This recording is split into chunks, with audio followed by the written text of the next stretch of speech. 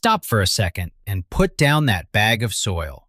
Seriously, put it on the ground and back away slowly. If you are about to fill a raised bed to the brim with that premium substrate they sell you in shiny plastic bags, you are about to make a mistake that is going to cost you a small fortune. You are about to pay real money, money you worked hard to earn, just to bury dead dust in a hole where no one is going to use it. You have been lied to. The garden industry, with its perfect shelves and colorful sacks, wants you to believe that there is no other way out. They want to convince you that if you want to eat a decent tomato or a crisp lettuce, you have to pay at the register and pay what I call the rookie tax. They make you believe that the only way to grow is by buying bags, lots of bags. And the worst part isn't that you buy it once, it's that they have designed the system so you have to repeat the purchase every year, as if it were a subscription fee to a club you never asked to join. But what if I told you that the true engine of a living soil, an infinite and powerful soil, was right there, rotting behind your house at this very moment? That stuff you call trash, that stuff that bothers you to see in the yard? Let's imagine the typical scene, because it has happened to all of us, and I want you to be honest with me. You have that image of the dream garden in your head. You see 2 or 3 wooden raised beds, perfect, tidy, clean, ready to receive your plants. You go to the nursery with that excitement pounding in your chest, and you find yourself in front of the great wall of bags. The salesman looks at you and tells you the usual, with that smile of someone who knows he's going to make the sale of the day. He tells you, fill it completely with premium mix. It's the best for your plants. Then you take out the calculator or do the mental math, and that's where the pain begins. A standard bed, the classic 4 by 8 feet with 12 inches of depth, looks harmless, but the math doesn't forgive. A single cubic foot of empty space is a lot of soil. That bed needs 32 cubic feet of substrate. We are talking about almost a cubic meter of material. At the counter, that translates into 16 large bags. 16. If each one brings 2 cubic feet and costs what these brand name mixes usually cost, we are talking about a brutal investment.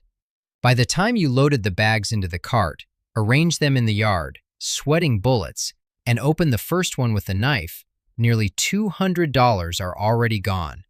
And that is for a single bed.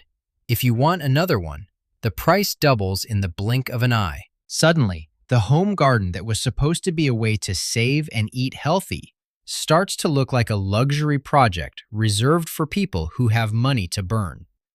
But wait, because what hurts the most isn't just the price. What really bothers me, and that's why I'm making this video, is the hidden trap. Much of that money, probably more than half of those $200, ends up buried at the bottom of the bed, where your plants in the first year aren't even going to look. Think about it. You are putting high-quality substrate designed for delicate roots in a deep zone where there will only be darkness and weight. Garden centers don't explain this to you. Of course they don't. Do it because if they explained it to you, they would sell half. They don't show you a cross-section of the soil. They don't show you where the roots of a lettuce or a spinach actually live. They just sell you the simplistic idea that more is better. And yes, more is better, but for their cash register, not for your harvest. They leave you with the fatigue of carrying bags and with a box full of material that, in a few months, will settle and disappear. Because that is the other thing they don't tell you.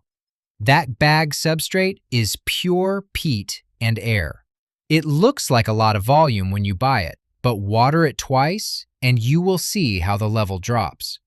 You are left with a half-filled bed and the feeling of having been scammed. It's as if it were inevitable, but it isn't. I'm going to tell you something that changes the game. The roots of most vegetables don't behave as we imagine in our heads. We have this romantic idea that roots explore the entire volume of the soil, as if they were miners looking for gold to the bottom of the abyss.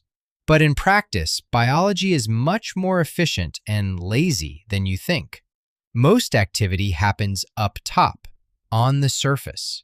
That is where the moisture is more stable thanks to dew and watering. That is where the oxygen is greater and roots need to breathe as much as drink. And above all that is where nutrients appear first when organic matter decomposes. Lettuce, spinach, radishes, cilantro, all those things we love to grow usually stay in the top 4 to 6 inches. Many aromatic herbs the same. Even crops with a reputation for being deep, like tomatoes, peppers, or carrots, spend most of the time working in the upper part. If they find food and water there, they have no need to go exploring the cold and compact depths of your raised bed.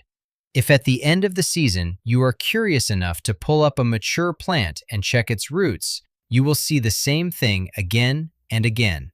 You will see a dense and tight network up top like a sponge, and below, absolute silence. A few explorer roots maybe, but the bulk of the action happened in the first span of soil. So let's go back to the nursery. When they insist on filling every last corner of that wooden box with expensive mix, they are selling you a need that biologically almost never exists. It's like filling an Olympic pool with drinking water just to wet your ankles. What you really need is a fertile top layer, say about 6 to 10 inches, where the plant can start strong and establish itself. The rest is volume. And here is where the magic comes in. The volume can come from elsewhere, from something that doesn't come in a bag with a barcode, from something that for most of your neighbors is simply waste. I want you to look at your yard with different eyes starting today. In any garden, there is a hidden supply of organic material that people call trash and pay to have taken away. Fallen branches after a storm, old logs that have been in a corner for years, pieces of hard firewood that no one wants because it's hard to split, piles of dry autumn leaves that make your back hurt from raking so much, pruning clippings, wood chips, twigs, even cardboard from shipping boxes, as long as it doesn't have plastic. All that, instead of going to the curb so the garbage truck takes it to a landfill, can become the foundation of your raised bed. Listen to me well. The bottom half, the 40 or 50% of the volume of your new grow bed, doesn't need to be premium substrate. It doesn't need to be that black and perfect soil that costs $5 a bag. That bottom half needs to do 3 things. It needs to occupy space so you don't go broke buying soil. It needs to hold moisture as if it were a giant sponge. And it needs to transform over time into the best soil you will ever touch with your hands. A 3 by 6 foot bed can swallow more material than you imagine.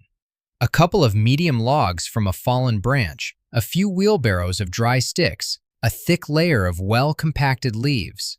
Those pieces of half-rotten wood, those that you touch and they crumble in your hands, and that many throw away because they say they are useless, those are pure gold. They don't have to look pretty. This is not a beauty contest.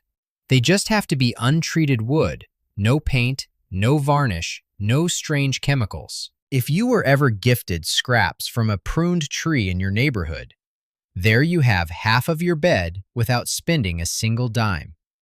The first mental shift you have to make today is this. The raised bed is not an inert box that you buy to fill with soil like someone filling a bucket. It is a structure to build a living ecosystem. And an ecosystem is built in layers, just as the forest does. In a forest, no one goes to buy bags at the store. Branches fall, leaves fall. They pile up, they decompose, and what is on top becomes food, while what is below becomes a sponge, and everything eventually becomes living soil. When you place wood in the lower part, you are not just filling holes to save money, although that is already a huge advantage. You are completely changing the physics of how water moves in your garden. You are creating an underground reserve that is going to save your plants when the sun beats down and you have forgotten to water. But before you run out to throw firewood at the bottom of your box, there is a secret. There is a trap that 90% of people who try this for the first time fall into. And if you don't know this trap, your garden is going to fail the first year, and you are going to think I lied to you. But don't worry, because I'm going to tell you exactly what that fatal error is and how to avoid it with something you probably already have in your kitchen or in your garden. Get ready, because what comes next is going to change your understanding of soil forever. To truly understand the magnitude of what I am telling you, I have to tell you the story of Anna. Anna is a real neighbor, one of those methodical people who keep all the receipts and write everything down in a notebook. 2 years ago, she and I decided to expand our gardens at the same time. She followed the traditional path, the one recommended on TV and in gardening magazines. She built 2 beautiful beds the same size as mine and went straight to the biggest garden center in the city. She bought bags of black soil, bags of brand-name compost, bags of perlite. She filled her beds to the brim, following the instructions to the letter. I saw her receipts, almost $200 in materials to fill those boxes. $200 that could have paid for a month's worth of food. Meanwhile, I was in my yard doing what seemed crazy to her. I was collecting logs from a pruning that had been done in the community park, leaves that my other neighbors had bagged to throw away, and a few dry branches that I had accumulated behind the shed. My total cost was about $4 and change. I only bought a little bulk compost for the top layer to give the seeds a good bed.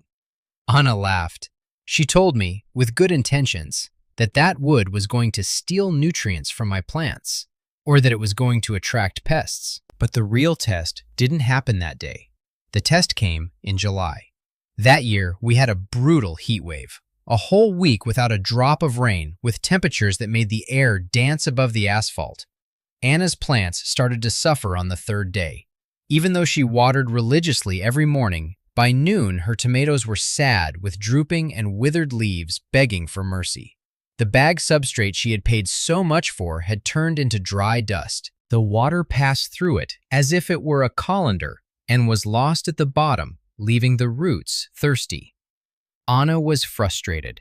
She wasted water, she wasted time, and her plants were barely surviving. Then I invited her to see my beds. It was 2 in the afternoon.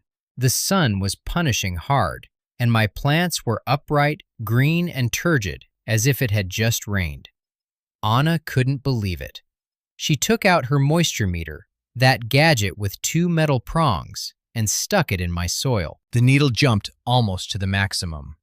Wet. Very wet. How was it possible if I hadn't watered in 2 days? This is where physics defeats marketing. What Anna didn't see is what was happening 12 inches under her feet.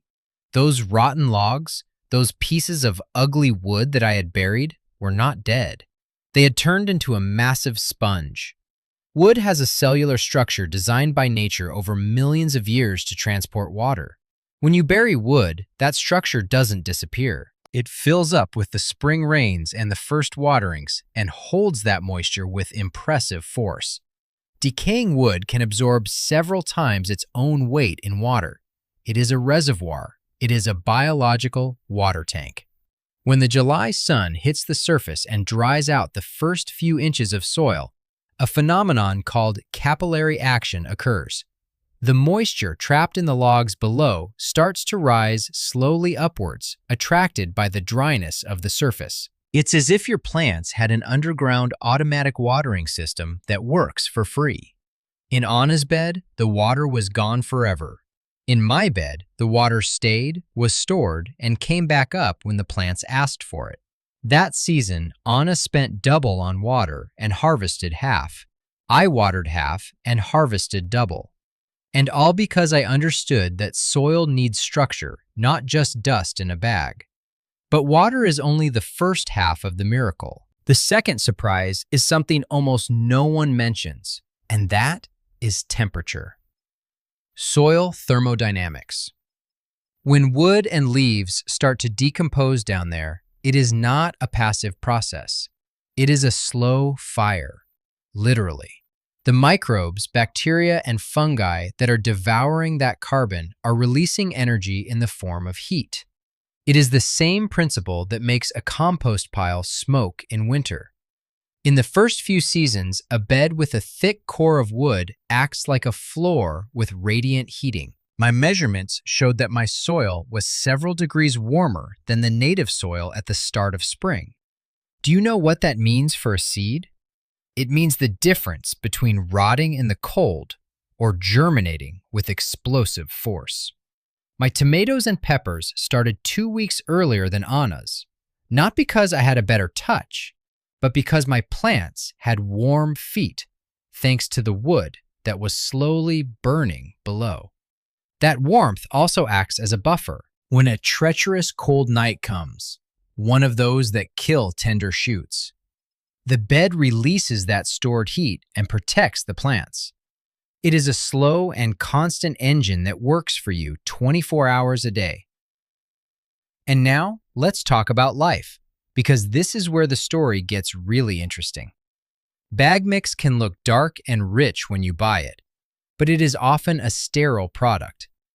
It is pasteurized, processed, clean. Too clean. In contrast, buried wood becomes a city. If you could have X-ray vision, you would see that my beds are colonized by a fine white network called mycelium. These are the threads of fungi. These fungi are not enemies. They are the messengers of the soil. They connect to the decaying wood, extract minerals and moisture, and through a wonderful symbiosis, exchange them with the roots of your plants in exchange for sugars. It is an underground internet network that transports resources from where there is plenty to where they are lacking. In Anna's bed, the plants were alone, fighting for the nutrients that came in the bag. In my bed, the plants were connected to a life support network, fed by those ugly logs I rescued from the trash. 2 years after the experiment, Anna and I did a little excavation in my beds. She expected to find the wood still hard, getting in the way of the roots. What she found left her speechless. She stuck the shovel in, and the wood was no longer there, or at least not as wood. It had transformed into a dark, soft substance, smelling of deep forest. It crumbled in the hands. It had become pure humus. The earth was no longer a heavy and compact block. It was something that fell apart between the fingers, full of air and life. Earthworms everywhere, fine roots exploring every corner. By burying trash, I had manufactured soil. I had created black earth from nothing. And best of all is that the level of the bed had dropped a few inches, yes, but the fertility had skyrocketed. Anna understood that day that the garden is not a place to spend, it is a place to recycle. She understood that every time she bought a bag, she was admitting defeat. She was admitting that she didn't know how to close the cycle. Now she doesn't buy bags anymore. Now she looks for logs. But wait, because here comes the warning I promised you. All this sounds wonderful, doesn't it? You save money, you save water, you have bigger plants. But there is a critical moment, a blind spot, where most people fail miserably. If you simply throw wood at the bottom and throw soil on top, you are going to have a very serious problem the first year. Your plants are going to turn yellow, they are going to stay dwarf, and you are going to think the wood is toxic. It is not toxic, it is hunger. And I'm going to explain why this happens and how to fix it with the nitrogen sandwich technique in the next part. Because if you skip this step, the whole system collapses. The problem is called nitrogen robbery. When you bury a lot of carbon-rich wood, the microbes go crazy with happiness. They have a carbon feast, but to process that feast, they need protein, they need nitrogen. If you don't give it to them, they will borrow it from the surrounding soil. They literally steal it from your plants. That is why many people fail. They throw firewood in, throw soil on top, and 3 weeks later, their lettuces are yellow. It's not that the method doesn't work, it's that you miss the secret ingredient of the sandwich. So here's the exact step-by-step protocol so you don't fail. Imagine you are cooking a giant lasagna. Layer 1, the core.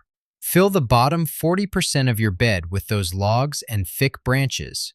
If you can use hardwoods like oak or maple or fruit tree scraps. Avoid black walnut if you find it because it has a substance that tomatoes don't like. And avoid cedar if you are in a hurry because it takes forever to rot. Arrange them well but leave gaps. We want air to circulate. We don't want to build an airtight dam. Layer to the filling. This is where you put everything else. Medium branches, wood chips, dry leaves, old straw, brown cardboard without sticky tape. Anything that serves to plug the large holes between the logs.